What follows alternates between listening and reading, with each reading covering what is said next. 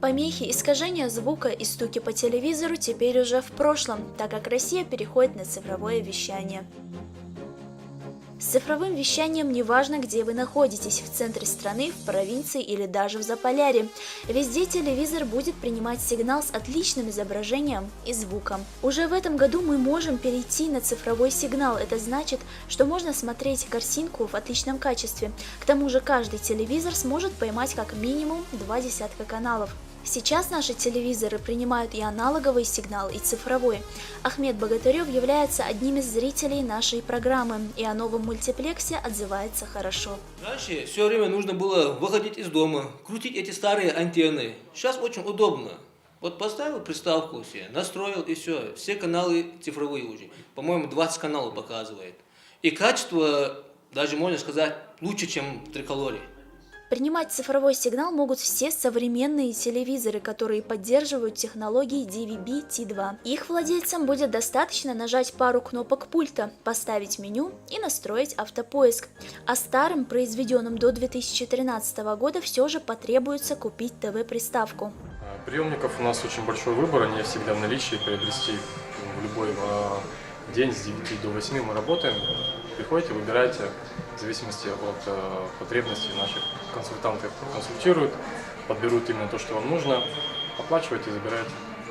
А сколько стоят сейчас эти приемники? Приемники от 899 рублей, это базовая модель, включает в себя формат Т2 и Т, также мультиформатный плеер с USB носителей, и дальше идут уже подороже, то есть, которые включают в себя выход в интернет, с дополнительными сервисами и так далее. Цену мы теперь знаем, но что делать, если вы заподозрили, что цена на приставку повысилась, и куда жаловаться? На эти и другие вопросы нам ответил Рамазан Евлоев, заместитель руководителя антимонопольной службы Республики Ингушетия. По всей территории Российской Федерации начинается поэтапный переход с аналогового формата на цифровое телевещание. Антимонопольное ведомство взяло на себя особый контроль вопроса недопущения необоснованного роста цен на ТВ-приставки. Республика Ингушетия попал в этап, который начинается с 3 июня 2019 года. У нас отключат аналоговое телевидение, мы перейдем полностью на цифровое телевидение.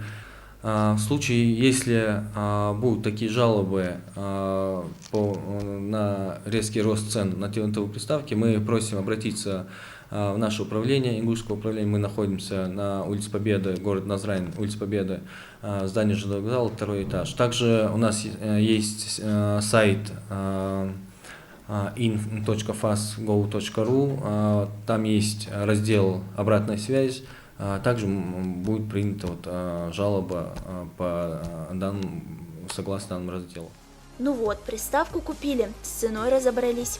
Как теперь настроить цифру? После того, как мы подключили разъемы к приставке, мы включаем приставку с помощью отдельного пульта, переключаем источник на телевизоре и видим экран приставки. После этого мы на пульте приставки нажимаем меню, и здесь у нас есть пункт автопоиск. Мы выбираем автопоиск. На частоте 602 МГц у нас появились первые 10 каналов. Когда здесь будет частота 770, мы увидим второй мультиплекс. Это вторые 20 каналов. Напомним, цифровой приемник можно найти в любом магазине аудио и видеотехники.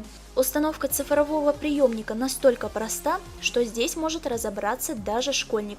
Все довольно понятно и удобно. И самое главное, для того, чтобы смотреть телевидение высокой четкости, не обязательно покупать дорогостоящие телевизоры. Достаточно купить цифровую приставку, которая стоит около 1000 рублей. Ну и на заметку, прямо сейчас вы смотрите программу «Утро Ингушетии» в цифровом вещании. Яха Евлоева, Ислам Хамхоев, Мовсар Гагиев, «Утро Ингушетии».